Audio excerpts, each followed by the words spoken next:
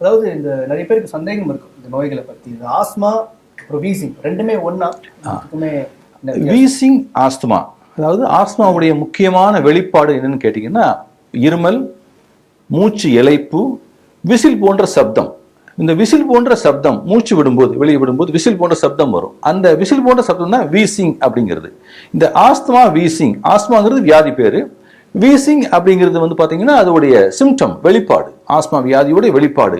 Wheezing அப்படிங்கிறது வந்து ஒரு விசில் போன்ற சப்தம். நாமளா சுவாசிக்கும் பொழுது சாதாரண மூச்சு உள்ள இழுத்து விடும்போது அந்த விசில் சப்தம் கேட்காது. இந்த ஆஸ்மா அலர்ஜி உள்ளவங்களுக்கு மூச்சுக்குள்ள சுருக்கத்தின் காரணமாக ஏற்படுகின்ற அந்த ஒலி, விசில் போன்ற ஒலி தான் வீசிங் அப்படின்னு சொல்லுவோம். அதனால வீசிங் அப்படிங்கிறது வந்து ஆஸ்மாங்கிற வியாதியோடைய ஒரு அறிகுறி. அது மட்டும் இல்லாமல் வீசிங் வந்து இன்னும் பல வியாதிகள்ல வரலாம். மூச்சுக்குள்ள சுருக்கத்தின் காரணமாக, மூச்சுக்குள்ள சுருக்கம் அப்படிங்கிறது பல வியாதிகள்ல வரும். முக்கியமா பாத்தீங்கன்னா இந்த ஆஸ்மால மூச்சுக்குள்ள சுருக்கம் இருக்கும். ரெண்டு பக்கம் நுரையீரல வந்து அவங்களுக்கு வீசிங், விசில் போன்ற சப்தம் ஏற்படும். ஆஸ்கல்டேஷன், ஸ்டெத்தோஸ்கோப் வச்சு பார்க்கும்போது எங்களுக்கு வீசிங் சவுண்ட் பைலேட்டரலா இருக்கும் ஆஸ்மா பேஷண்ட்ஸ்க்கு. இன்னும் சில வியாதிகள்ல நுரையீரல் புற்றுநோய் இருக்கு, கட்டி இருக்கு, மூச்சுக்குள்ள உள்ள ஒரு ஃபாரின் பாடி ஏதாவது உள்ள இருக்கு, இல்லைன்னா மூச்சுக்குள்ள சுருங்கி இருக்கு டிபியின் காரணமாக, அவங்களுக்கு வந்து யூனிலேட்டரலா எந்த பக்கம் அடைப்பு இருக்கோ அந்த பக்கம் மட்டும் வீசிங் இருக்கும். அதனால எல்லா வீசிங்கும் ஆஸ்மான்னு சொல்ல முடியாது. முக்கியமா இந்த ஆஸ்மா வியாதி உள்ளவங்களுக்கு வந்து வீசிங் அப்படிங்கிற ஒரு விசில் போன்ற சப்தம் வந்து ஒரு வெளிப்பாடு. இது வந்து ஒரு சிம்டம். சைனும் அதே மாதிரி நம்ம ஆஸ்கல்டேஷன் பண்ணும்போது டாக்டர்களுக்கு வந்து எங்களுக்கு ஸ்டெத்தோஸ்கோப்ல அந்த வீசிங் அப்படிங்கிற ஒரு சப்தம், விசில் போன்ற சப்தம் கேட்கும். அதனால எல்லா வீசிங்கும் ஆஸ்மா கிடையாது. ஆனா ஆஸ்மா உள்ளவங்களுக்கு வீசிங் வந்து இருக்கும், 99% வீசிங் இருக்கும்.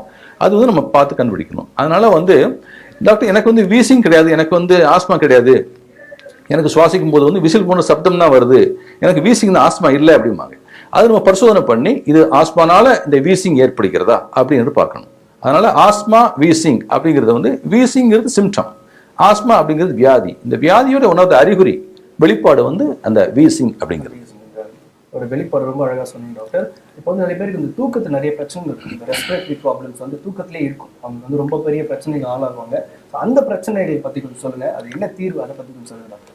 தூக்கத்தில் சுவாச கோளாறுகள் இப்போ நம்ம வந்து ஒரு நாளைக்கு ஆவரேஜா வந்து ஒரு அடல்ட் பார்த்தீங்கன்னா ஒரு 6 மணி நேரத்துலேருந்து 8 மணி நேரம் தூக்கம் மிக மிக அவசியம்.